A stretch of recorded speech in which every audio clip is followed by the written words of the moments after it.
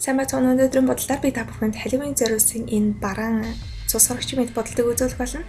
Ингээд хамгийн ихэнд кремээ ийм цагаан крем будагтай холж дүрхэж өгнө. Тэгэхээр ингэснээр нүгэр маань хөхрөхгүйгээр нийлэнгүүд нь цайвар болж харагдана. Мөн хүзүү хэсэг рүүгээ би баг зэрэг уусгаж өгсөн. Дараа нь хөмсгөө тодорж өгнө. Тэгэхээр цус сурагчийн маань онцлог бол цайвар арьс, тод хөмсөг, мөн хурц хазрын яс байдаг. Гэт хөмсөг маань бэлэн болчлоо. Дараа нь сүүдрээ тавина. Тэгэхээр сүүдрээ тавихтаа хазрын ясны хэсгээр мөн хазраа ингэж байгаад сүүдэр гарсан яг тэр хэсгээр нь доош нь сайдвар уусгаж тавьж өгнө.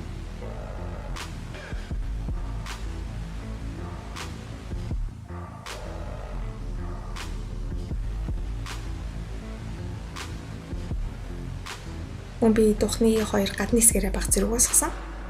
Нүдийн хувьд эхлээд ийм хар өнгийн тэнийг зав хэсгээрээ тавьж өгнө. Мөн нүдийн доод хэсгээр уусгана. Харин үзүүр хэсгээ би баг зэрэг дээш нь өргөж тавьсан. Дараа нь би саада хар өнгийн тэний дээрээс нэмсэн.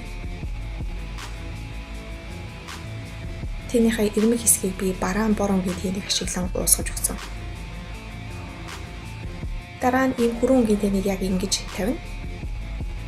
Яг үндэ уусгаж үдээ. Дараа нь сайдвар уусгаж өгнө. Тавьсан тэний сайдвар уусгах нь маш чухал. Дараа нь нүдийн доод хэсгээрээ хүрэн өнгийн тэний хазар хэсэг рүүгээ сайдвар уусгаж өгөх хэрэгтэй.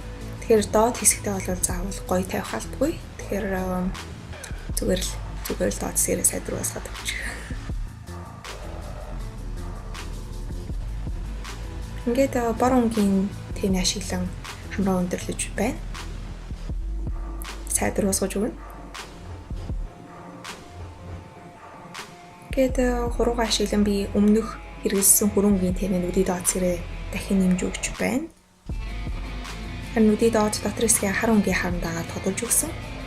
Тэгээд самбус маань бэлэн болсны дараагаар уруулаа илүү бараан болохын тулд эхлээд ийм хар бор өнгийн уруулын харандаагаар би хүрээж бодож өгсөн. Дараа нь хүрэн өнгийн уруулын бодгийг ашиглан уруулаа бодсон. Харин бодолтондоо илүү гоё чимэглэл оруулахыг хүсвэл нарийнхан багс ашиглаж байгаад энэ хүрэн өнгийн уруулын бодгаараа ингээд нүдийн доод хэсгээр ийм гоё чимэглэл зурж өгч болно.